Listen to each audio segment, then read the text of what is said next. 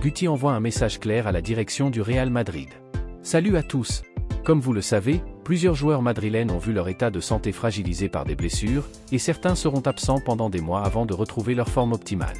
Face à cette vague de blessures, la direction madrilène envisage de recruter 2 défenseurs centraux et 2 latéraux pour renforcer l'effectif, qui s'est affaibli dans ces secteurs. Concernant les défenseurs centraux, plusieurs noms sont envisagés, et certains prônent le retour de Sergio Ramos, actuellement sans club et prêt à revenir. Cependant, plusieurs dirigeants merengues s'opposent à cette idée, invoquant l'âge avancé de Ramos et la baisse de son énergie physique. De son côté, Guti, ancien joueur et capitaine du Real Madrid, soutient l'option Sergio Ramos et déclare: « Si j'étais le Real Madrid, j'aurais misé sur Sergio Ramos. Il est sans club, il peut jouer en défense centrale et sur les côtés.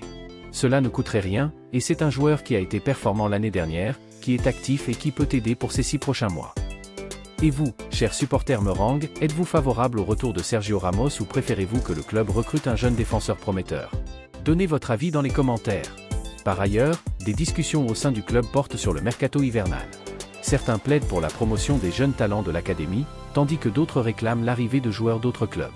Nacho Fernandez, lui, préfère que la direction se tourne vers l'académie, au lieu de dépenser des millions pour de nouveaux recrutements. Formé à l'académie madrilène, Nacho aimerait voir Madrid suivre l'exemple du FC Barcelone, qui mise régulièrement sur ses jeunes talents.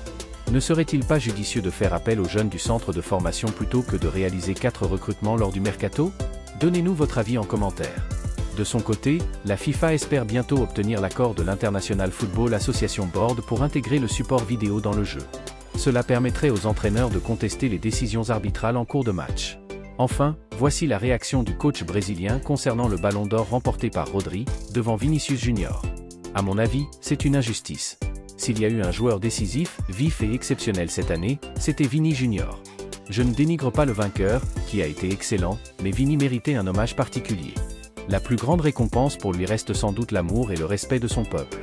La majorité des Brésiliens ont bien vu l'injustice autour de ce ballon d'or.